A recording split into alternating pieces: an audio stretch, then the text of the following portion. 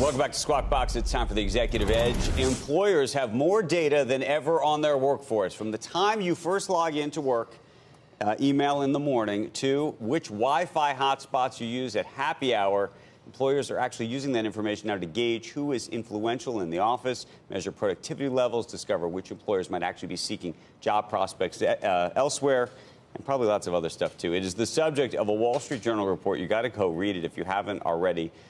You can go online and do it, but don't do it right now because we have the author of it here. We are joined by the reporter behind that story, Sarah Krouse, who covers telecommunications at the Wall Street Journal. Good morning. Morning. Okay, so I woke up this morning. I went online. I checked my email. What do they actually know?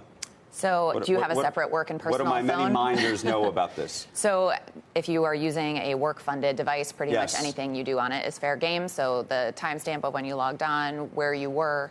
But are they reading the email? Not always. It really not always. Sometimes there's a wide range between what different companies look at. Some are just looking at the timestamp, the velocity, how quickly people respond to you, which could give a sense of how influential you are or are not. And then what do they do once they know this? Sometimes it's about understanding, you have an org chart, but within that there's influencers and trying to understand who is more influential within a company or who's more productive, who cuts other people off in a conference room if they've recorded that session. So it's really a very wide range. Does this get factored into like the HR report at the end of the year? It could.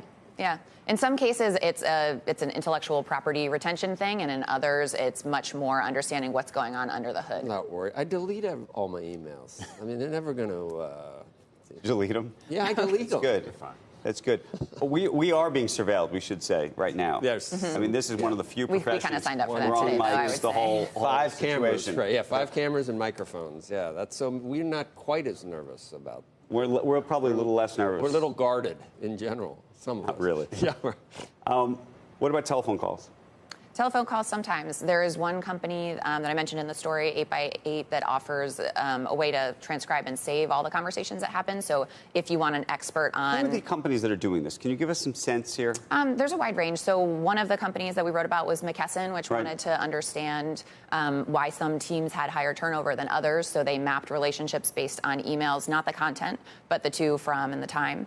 Microsoft sells an analytics product on the back of 365. So if you use Excel or if you use Word, they collect the data about how you've used that at work. They don't let you look at Microsoft anonymizes it, correct? Microsoft won't let managers look at fewer than 5 people. So if you look at a group, it's 5 or more. And what's the sales pitch on from these vendors? I mean, are they essentially saying it's a productivity tool, or is it like kind of like covering yourself on a legal basis? It's all of that. So there are some that are logging your keystrokes or taking screen grabs every 30 seconds, and those every 30 seconds. Those are about productivity and security and who's doing what in real time. There's others that are much more like culture-based, and where do the actual relationships happen, and should we change where those teams sit so that they are more apt to discuss what they should be discussing. So I thought maybe you were just talking about looking for malfeasance or, criminal activity or fraud or something.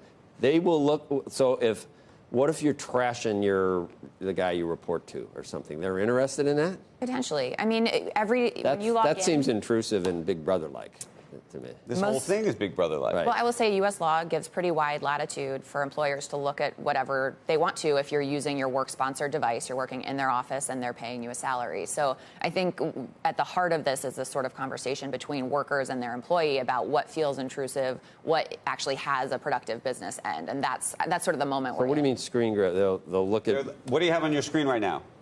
Tell me. I have my emails, and I have, on this one, I have is Thompson. But in other words, if you had Amazon, Thompson stock, what do you use for your stock quotes? Thompson? Thompson? Yeah, I have Thompson. You don't have like Drudge Up or one of your favorite I sites? just got off Huffington Post because you sent me that piece. No. Mother Jones? Mother Jones. One of the companies that we mentioned... Slate.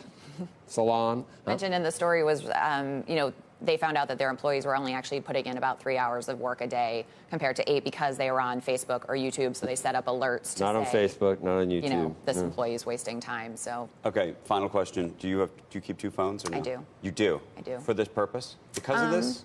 Not because of this, but because I do believe that there's a boundary between my work life and my personal life. And in the day and age where everything gets uploaded to a cloud, I would rather have a delineation between those two things. It's a personal choice. You have 2 emails, right? I don't even have that. Well, it's funny. I have multiple email addresses, but I have one phone. Well, me too, but yeah. But guess what? The one phone, everything on the phone can be collected. Everything on the phone can be collected. I assume that.